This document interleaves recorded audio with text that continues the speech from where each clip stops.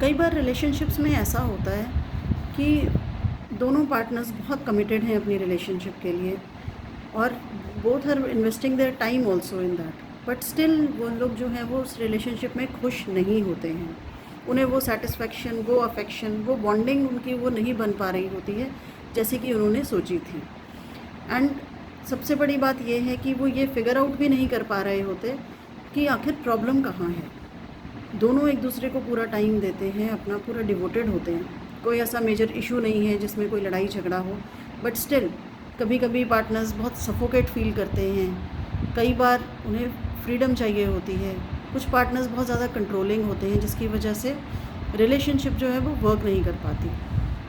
तो इसको समझने के लिए हमें ये जानना बहुत ज़रूरी है कि हमारी जो पर्सनैलिटी होती है वो एक आउटकम होती है हमारे चाइल्डहुड एक्सपीरियंसेस की। चाइल्डहुड एक्सपीरियंसेस से मतलब ये नहीं है कि हमारे साथ कोई बहुत बड़ा हादसा हुआ है लाइफ में, अगर बचपन में, तभी हमारी पर्सनालिटी में कोई ऐसी या हमारी रिलेशनशिप में कोई ऐसी प्रॉब्लम्स आती हैं। हमारी अनमेट नीड्स जो होती हैं बचपन की, वो अगर फुलफ़िल नहीं होती, उस वजह से भी आगे चलकर जब हम अडल्ट बनते हैं तो हमारी रिलेशनशिप में बहुत सारी प्रॉब्लम्स आती हैं। पर्सनालिटी के हिसाब से किसी भी रिलेशनशिप में जनरली दो तरह के लोग होते हैं। वन आर द आइसोलेटर्स और सेकंड होते हैं फ्यूज़र्स। तो ये मैं आपको समझाती हूँ कि ये क्या होते हैं। कि जैसे बचपन में जब एक बच्चा जैसे ही टॉडलर स्टेज में आता है तो the child wants to go out of mother's lap. वो दुनिया को एक्सप्लोर करना चाहता है, वो चाहता है दुनिया देखे, अपनी इंडिपेंडेंस को एंजॉय करना चाहता है, उसे फ्रीडम चाहिए होती है। तो उस वक्त अगर मदर जो है वो थोड़ी एप्रीहेंसिव है बच्चे को फ्री छोड़ने के लिए, may be because of any reason, कई बार पेरेंट्स अनजाने में ऐसा करते हैं या कई बार वो बच्चे को अपने ऊपर डिपेंडेंट ही बना के रखना चाहते हैं, तो वो बच्चे को कहीं भी जाने से रोकते हैं कि वहाँ मत जाओ, चोट लग जाएगी, वहाँ मत जाओ, वहाँ पे यू विल गेट हर्ट, या कुछ ऐसा खतरा है। तो बच्चा ओबीडियंटली बात मान लेता है और वापस आ जाता है मदर के पास। वहाँ वो सेफ़ है, अपने कंफर्ट जोन में है, but still the child is feeling suffocated, क्योंकि उसकी जो फ्रीडम है, उसकी जो इंडिपेंडेंस है, वो उसे नहीं मिल पा रही है। The child is being deprived of his independence.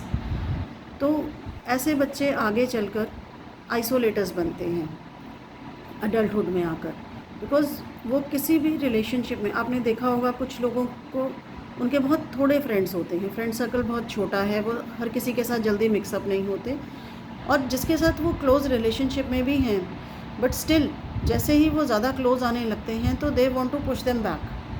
वो बिकॉज़ उन्हें वो सफोकेशन फील होने लगती है। कि बच्चे को ये बात उस टाइम समझ में नहीं आती, इवन बड़े होके एडल्ट्स भी, उनके कॉन्शियस या सबकॉन्शियस माइंड में ऐसा कुछ एक्सपीरियंस उन्हें याद नहीं होता है, but the unconscious mind it registers everything.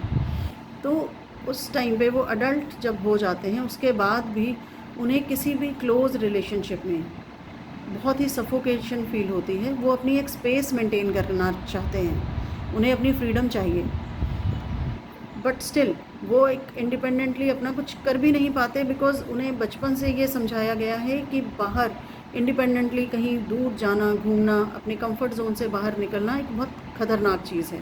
उनके लिए world is not a safe place.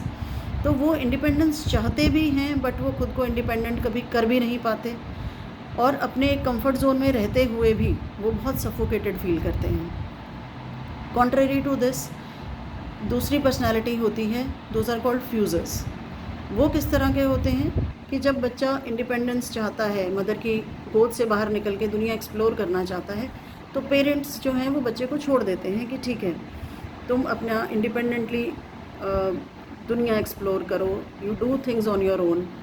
और कई बार पेरेंट्स चाहते हैं कि बच्चा इंडिपेंडेंट बने, थोड़ा सेल्फ कॉन्फिडेंट बने, इसलिए, या फिर पेरेंट्स को अपनी प्राइवेसी चाहिए, वो खुद बिज़ी होते हैं, तो जब बच्चा वापस पेरेंट के पास आना चाहता है तो parents are pushing them back कि जाओ अपना खुद से खेलो, अपना खुद टाइम स्पेंड करो।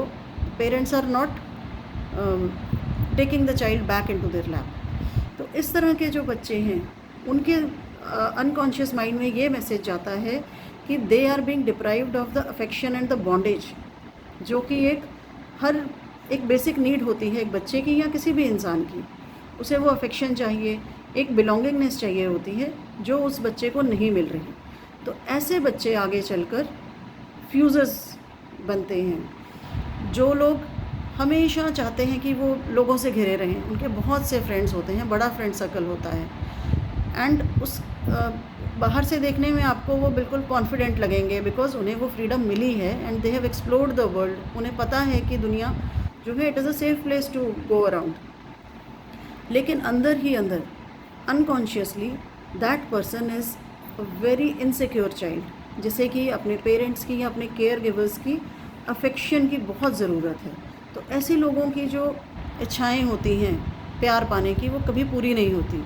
तो they want to control the other people, जो भी उनके आसपास हैं वो चाहते हैं कि ये हमारे साथ रहें हमेशा। जितना भी कोई उन्हें प्यार दे वो उनके लिए कम है। और कभी किसी डेट को वो भूल जाते हैं, इम्पॉर्टेंट डेट को, या कभी टाइम देकर वो समय पर नहीं आ पा रहा है आपका पार्टनर या आपका फ्रेंड, तो वो बहुत अनॉय हो जाते हैं and they start feeling insecure, क्योंकि उन्हें वो अफेक्शन जो है वो उन्हें लगता है कि अब हमसे छिन जाएगी या we are being deprived of this. तो इस तरह के आइसोलेटर्स या fusers when they enter into marriage they are carrying this baggage, जो अनकॉन्शियस माइंड में उनके ये जो एक्सपीरियंसेस हैं, जो चाइल्डहुड वुंड्स आई वुड से जो उनके हैं एंड देयर अनमेट नीड्स जो हैं वो मैरिज में भी आती हैं साथ में।